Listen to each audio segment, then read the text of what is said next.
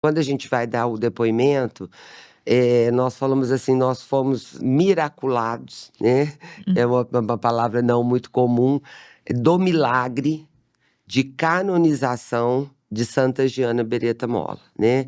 Então toda essa história do milagre, nós sempre dividimos ela em alguns períodos, né. Uhum. Então assim, olha, como Deus nos preparou para a gente viver o que nós vivemos, né, o antes do milagre, que é toda a história da vida do Cacá, tudo que ele passou, tudo que ele enfrentou, tudo que nós enfrentamos juntos, né.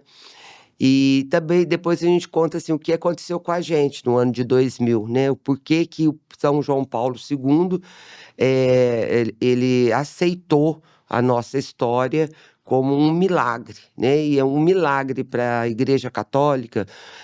O caso tem que ser que a medicina não dê 1% de chance de sobrevivência, Uhum, né. sim. Se a medicina der 1%, então já não é um milagre, foi aquilo que a medicina pôde fazer, que a ciência pôde fazer pela pessoa. Sim. Quando tem 0%, então é uma intervenção divina que a medicina não explica, né, só se explica o caso no olhar de milagre, de intervenção de Deus, né. E aí eu passo para o Cacá falar um pouquinho do começo da vida dele, né, e vocês podem ir nos perguntando a ele, e a gente vai trocando essa figurinha, né, Cacá? O comecinho foi meio complicado. Porque às vezes quem tá assistindo acredita que tem problema. E problema a gente tem, mas se você vai superando um problema, vai aparecendo outro problema. E vai superando a dificuldade, vai superando. E a vida na fé alimentada, você vai ver se você tem fé, se você superou as adversidades. Senão, não, eu tenho fé. Você tem fé? Então, cadê as adversidades que você foi superando ao longo do caminho? E tem muita gente que reclama do pai, reclama da mãe. E as crianças, adolescentes, por exemplo, eu com 4 anos eu perdi a mãe.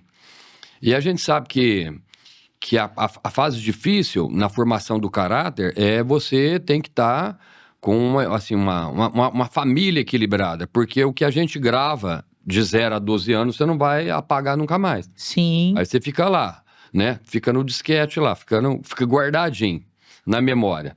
Com 4 anos eu perdi a mãe, com 8 eu perdi o pai. Aí, o que faltou ali? O que faltou que eu tenho mais 5 irmãos, e aí a gente vivia assim, a avó deu conta de tudo, deu conta e superou tudo, não tem problema. Mas aí falta, né, o colo da mãe, o colo do pai, o abraço da mãe, o abraço do pai. Aí você vai na escola, todo mundo faz desenho Dia das Mães, o outro faz desenho Dia dos Pais, então... Vai faltando alguns pilares ali, né? E aí vai incomodando, por quê? Porque você tem uma carência afetiva muito grande. Sim. E uma dificuldade de relacionamento, muito tímido, muito fechado. E aí fui mantendo. Mas uma coisa não pode faltar. O que não pode faltar são os valores da pessoa. A honestidade, a bondade, o respeito, a espiritualidade, isso tudo nunca faltou. Com 14, eu fui tentar ser um jovem mais feliz, né? Tá faltando muita coisa, até esquisito. Aí eu fui usar droga. E a droga, no primeiro momento, ela preenche o vazio da gente. No primeiro momento, porque droga ela tem 4 fases.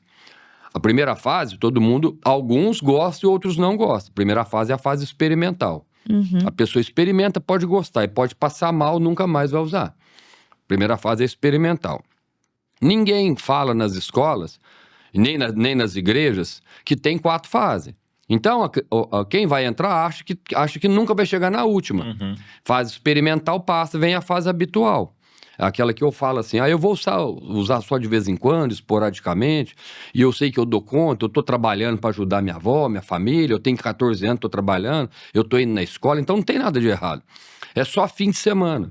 Fase experimental, chegou a fase experimental, veio a habitual. Só que aí o habitual pode ser que não vai dar conta. Passou um pouco de tempo, aí veio a fase do vício. Aí já não é só fim de semana. Aí da bebida veio a maconha, da maconha veio a cocaína, depois veio o haxixe, depois veio a droga injetável para jogar bola, aquelas coisas. Então, fase experimental, habitual, vício, chegou a última, que é a fase do abuso. Então, no começo, todo mundo fala, eu só uso. Mas muitos vão chegar lá no fundo do poço, que é a fase do abuso, que aí não dá conta, literalmente. Aí você vende a moto que você comprou com sacrifício e vai, e de repente não dá mais conta. Só o que atrapalha, no caso, o doente, o dependente químico? O que atrapalha ele é que ele viu que ele pegou a estrada errada, mas ele não quer fazer o retorno, por causa do orgulho. Ele Então, tem a consciência, né, de tem. que o que ele tá fazendo não tá correto. não tá dando certo. Mas aí o orgulho, a autossuficiência. Não, e a hora que eu parar, a hora que eu quiser parar, eu paro. E não aceita a ajuda de ninguém. E vai ficando nervoso, irritado. E vai usando cada vez mais. E assim eu fui vivendo. Dos 14 até 24 anos. Usando droga. E chega um tempo que você não dá conta da vida. Porque você usava para dar prazer. Agora não tem prazer e não tem jeito de parar. E aí você perde o sentido. Então, vai dormindo em construção abandonada, fica mais largado, higiene pessoal. Vai ficando como você vê o cidadão, mas você fala, mas o rapaz era bom, mas não é possível.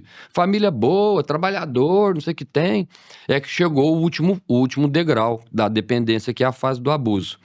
Aí, como eu não tinha amigo e só tinha colega, e colega que usa, porque na dependência química parece que você vira irmão. Um dá a vida pelo outro. Mas aí é só no prazer. A hora que chegou o sofrimento, que eu fui preso, aí desapareceu todo mundo.